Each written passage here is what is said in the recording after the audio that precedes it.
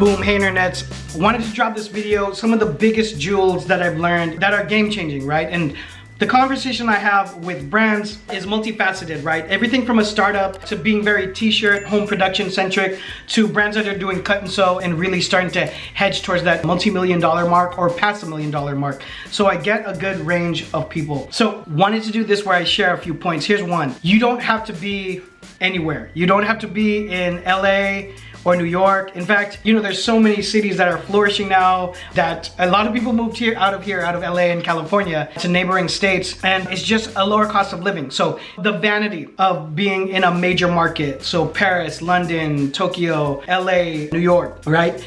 That doesn't exist anymore because we all live on the internet. So you don't have to be anywhere. That kind of draws me into a second point that's somewhat related, because people ask, do I need to be in that city? Also, they ask, do I have to be a designer? I did a whole video on this, but you just need to be a person that can manage a business well, all right? If you love the process or you just love apparel, that's great. If you just love brands, which is what I loved, I didn't love labels so much.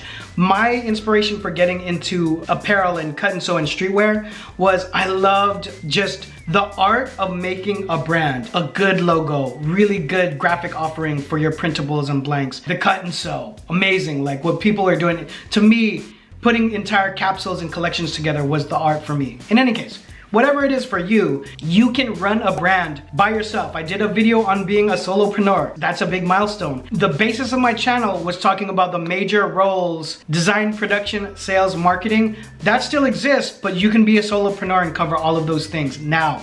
And that's because of technology making it easier to leverage powers by yourself. Should you have a team? I think you should. I think you should. I mean, a part of it is when it grows, you can outsource someone, but that's still kind of you doing it by yourself, if you understand what I'm saying. So, whereas before, you definitely needed people in-house, like the early 2000s, where I was definitely working with brands. Nope, you can do it by yourself now, and you can, again, like I said, you don't have to be here, so you can be doing it from afar or a place that's not a major market. Hey guys, I'm cutting into this video for number 3, which is you should think about giving Bella canvas blanks a try. And let me share with you 3 quick facts why. Number 1, they're eco-friendly. Specifically, they use every single ounce of scrap and repurpose it in one way or another. So whether they're making baby bibs or using that for pillows or dog bed stuffing, nothing goes to waste on the shirts. Number 2, they have side seams on the t-shirts. This creates a more aligned fit for the shirts rather than a tubular shirt. Just adding that seam gives it a much better shape and feel. And the third thing is colors. They have over 300 colors in their palette. It's more colors than any other blank brand out there. So you can click on the link below. It's bellacanvas.com, and you can check out some of the blanks by ordering with or without a permit. Let's go on to the last tip. The last thing I want to bring up, and we talked about this, it was mentioned in my Francis Kenneth interview, but also my interview with Zach McDonald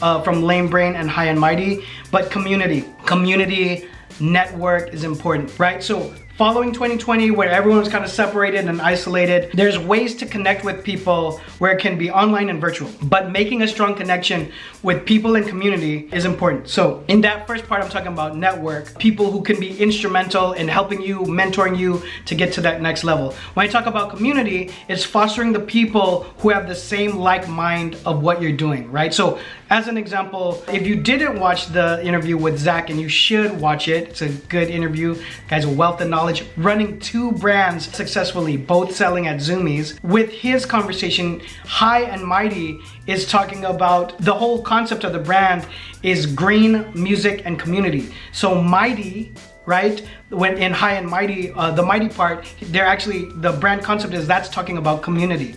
And so that's why me and Zach are friends, because we think the same way, we have the same morals. But for your company, you should have a heart for your community, right? You should be knowing who you're talking to, right? If you're talking to CrossFit athletes or skaters or the culture of hip hop or all 3 of those together, but there should be language and there should be a fostering of knowing that those people get something out of following the movement of your brand, so it can actually become a culture. It has a chance to become a culture. So all those things I mentioned can be the difference that makes the difference. Questions, I got answers. Drop it down below or text me. Follow the kid on social media when you get a chance. Guys, drop a like on this for me, please, and I'll see you on the next one. Bye.